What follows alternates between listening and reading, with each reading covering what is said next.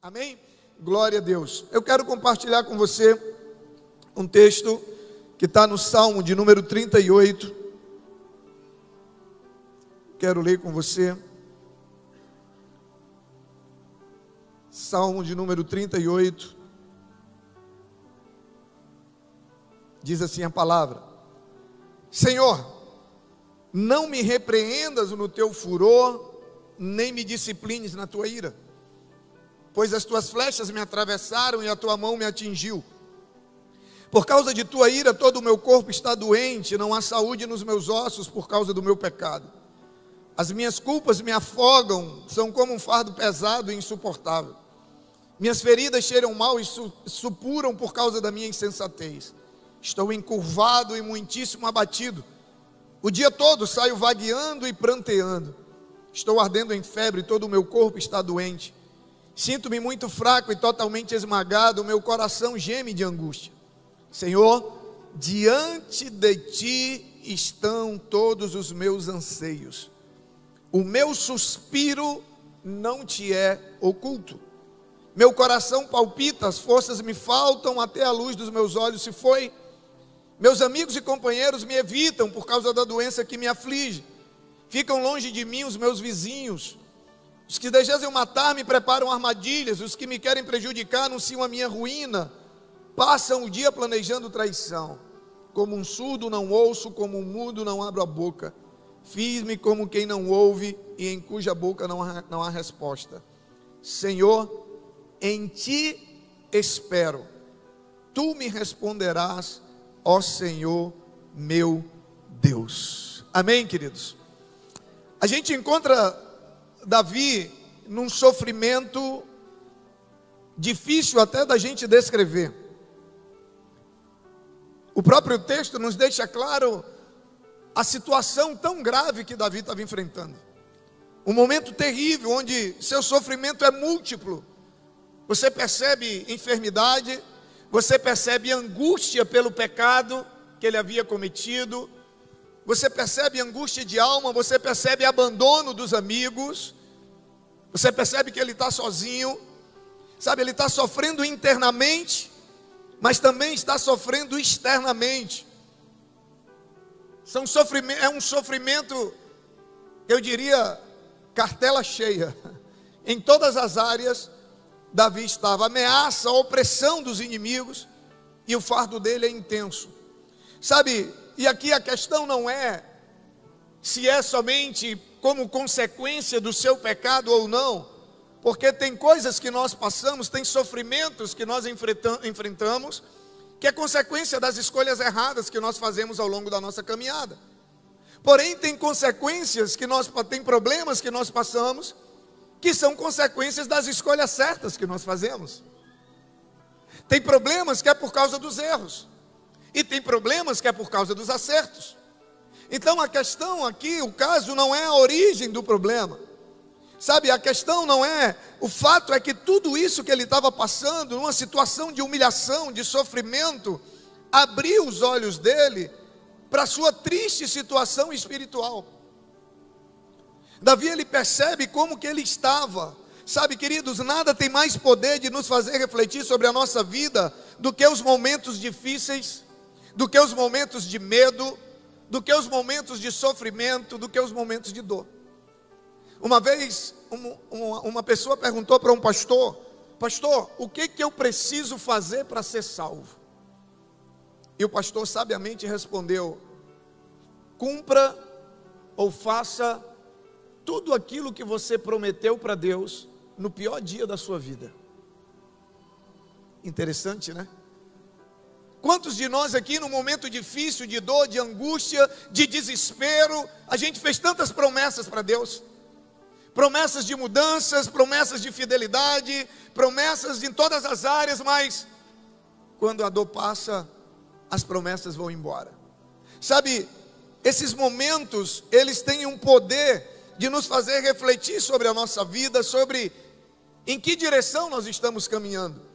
Sabe, tudo que a gente viveu nesses últimos anos, a gente lembra da época da pandemia. Gente, é incrível como tem gente que não aprendeu nada na pandemia. nem a lavar as mãos.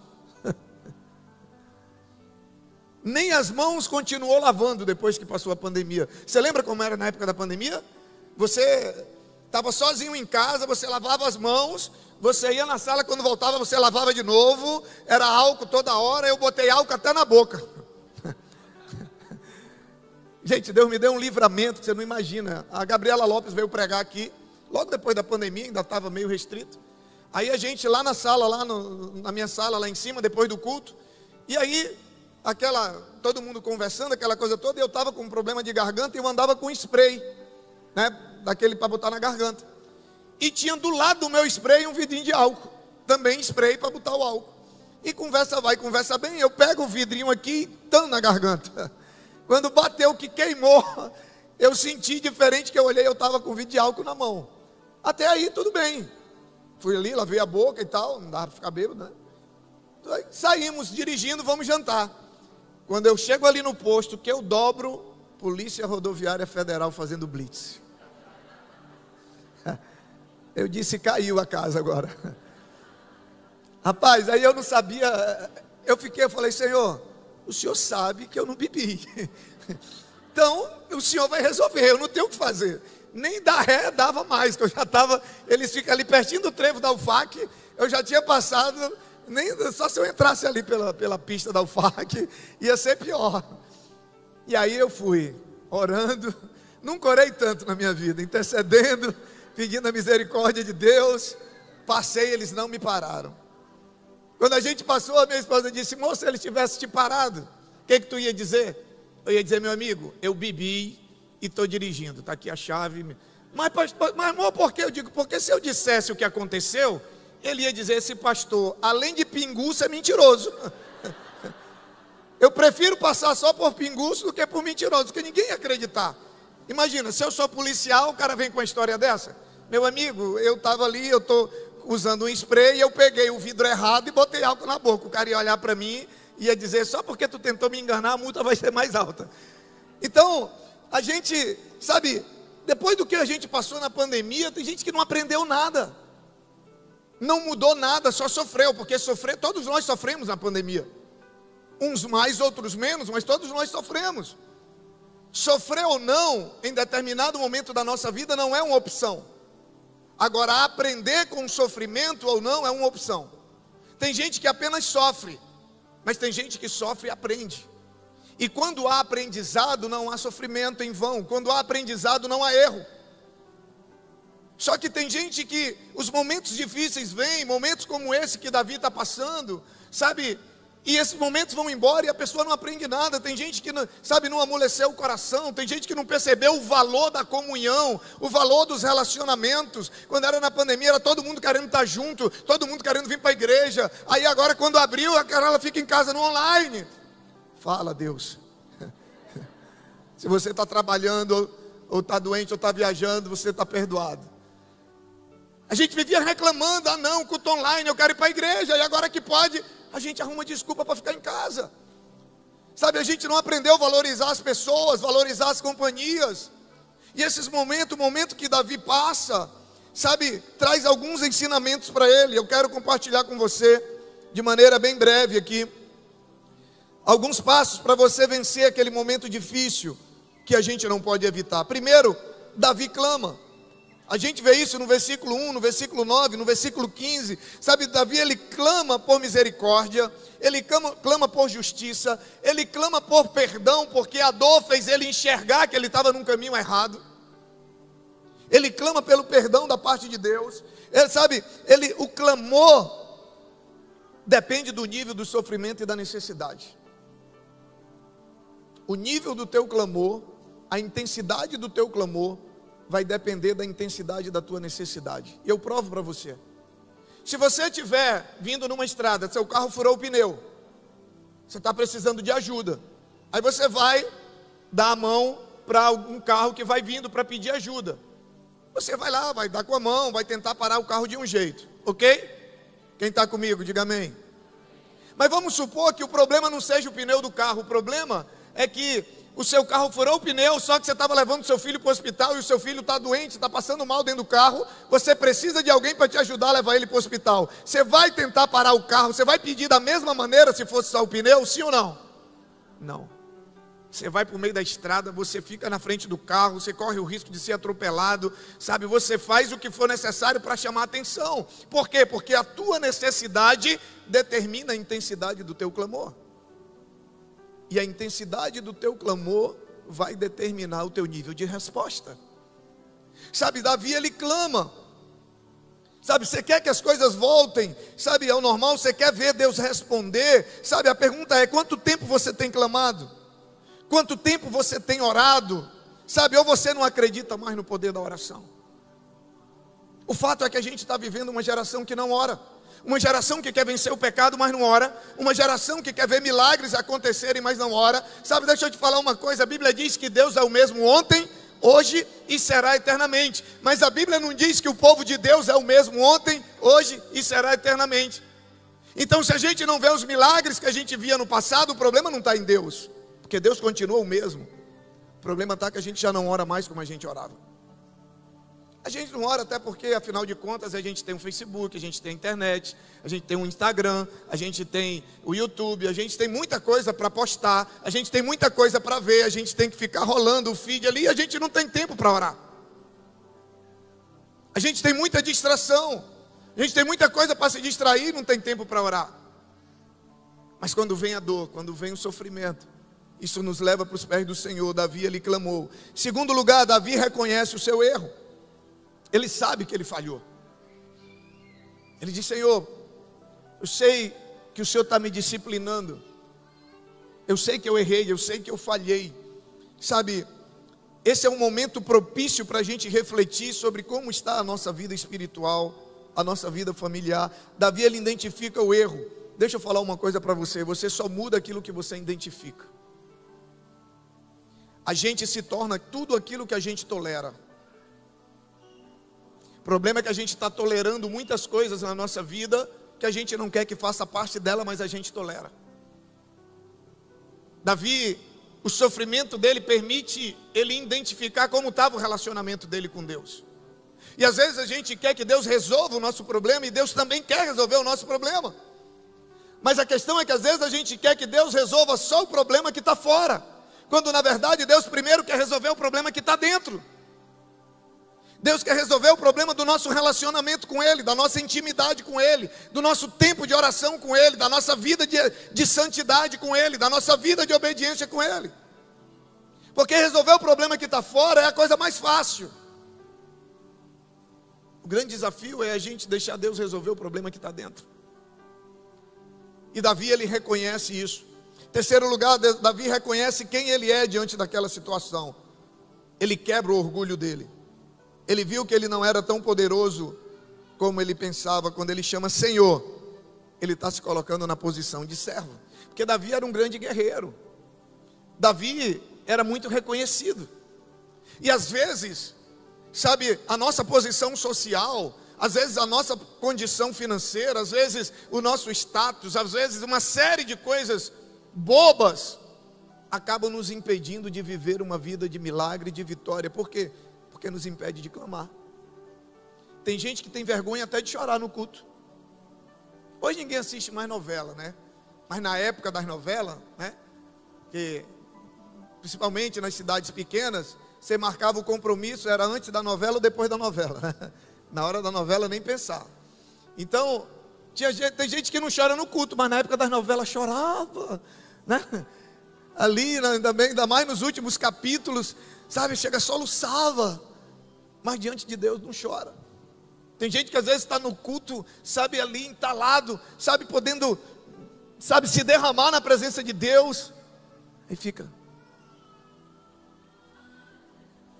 olha para o lado. Já fizeram umas 3 figurinhas minhas nessa altura. Tem uma galera aqui contratada no culto só para fazer figurinha minha. Eu vou descobrir quem é.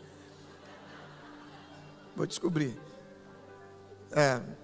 Então, o orgulho nos impede de clamar, o orgulho nos impede de vir à frente, o orgulho nos impede de reconhecer que a gente precisa de Deus, o orgulho nos impede de entregar o nosso problema nas mãos de Deus. Deixa eu te falar uma coisa, o orgulho é o pai de todos os outros problemas, da mesma forma que a humildade é a mãe de todas as outras virtudes. Se você for olhar, todos os problemas, a raiz dele é o orgulho.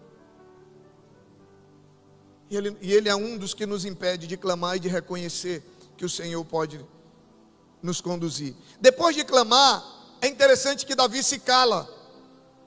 Sabe, depois de clamar, depois de reconhecer o seu erro, depois de reconhecer seu relacionamento com Deus que não estava como deveria estar, depois de manifestar o seu desejo diante de Deus, ele se cala. Só que antes dele se calar, ele diz: o meu sofrimento não é oculto a ti, eu não vou deixar minha dor, eu não vou deixar o meu problema, eu não vou deixar a situação que eu estou passando oculta aos teus olhos. Davi, ele clama, ele coloca diante de Deus o seu problema e depois ele se cala. Depois ele se cala. E ele revela uma de suas principais virtudes: esperar no Senhor. No Salmo 40 ele vai dizer: esperei com paciência no Senhor. Ele se inclinou para mim, ouviu o meu clamor. Depois que ele clama, ele espera.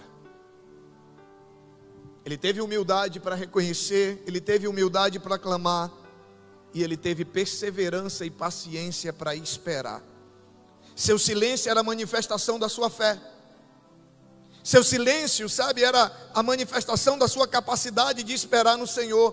Ele revelou essa capacidade em vários momentos da sua trajetória, em vários momentos da sua vida. Quando você estuda a vida de Davi, você descobre que Davi passou a maior parte da vida dele esperando em Deus. Essa era uma virtude dele. E esperar hoje, mais do que nunca, é uma virtude. Porque a gente vive numa geração que quer tudo.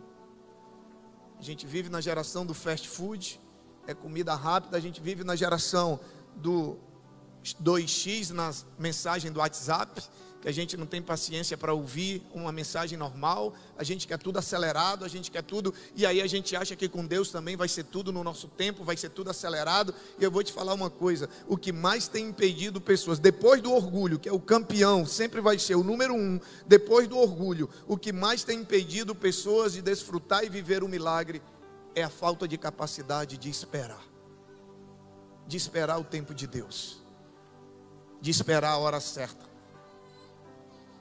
de esperar o Kairos, o tempo certo. Essa história de Davi nos ensina que não há problema, não há dor, não há luta que Deus não possa resolver, não há clamor que Ele não possa responder. Como o pastor Johnny falou, só há uma oração que não é respondida, é aquela que não é feita. E o que nos impede de clamar? O orgulho. E às vezes a gente até clama, a gente começa um passo de fé, mas a gente não tem paciência para esperar.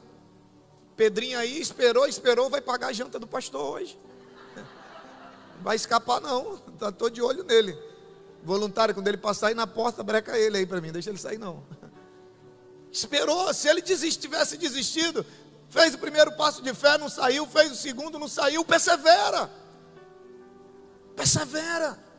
Você vê todos os milagres que Deus fez na Bíblia. Teve a necessidade do clamor, mas teve a necessidade da perseverança. Esperar no Senhor é uma virtude. Deus te trouxe aqui hoje à noite para dizer para você que independente do problema, da luta, da dor, da situação, dificilmente você está passando por um problema maior do que o de Davi. Saúde, culpa pelo pecado, os amigos abandonaram, sabe, todo tipo de problema Davi estava passando. Mas ele não deixou oculto ao Senhor a sua dor, a sua angústia, a sua necessidade. Ele clama e depois ele se cala e espera o milagre acontecer. E o milagre acontece. Eu quero dizer para você que o teu clamor e a tua espera são chaves poderosas para abrir a porta e para fazer com que qualquer milagre aconteça na sua vida. Deus sabe o tempo certo, a hora certa. A Bíblia diz que a um coração quebrantado não desprezarás, ó Deus. A um coração que clama. Gente, o clamor envolve muita coisa.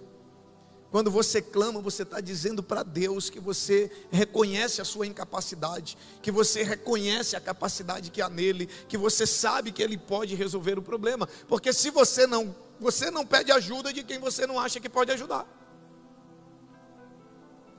Tem muito mais coisa por trás de um clamor e de uma oração do que simplesmente a oração. Você está comunicando muito mais coisas do que o que você imagina. Quando Deus vê você clamando, você prostrado, você entregando a Ele, você está comunicando para Deus muito mais coisas do que aquilo que você imagina. E quando você decide esperar nele, então, quando você decide esperar nele, você comunica ainda mais a fé e a confiança que você tem nele, no poder dele, no amor dele e no tempo dele. Fica de pé em nome de Jesus.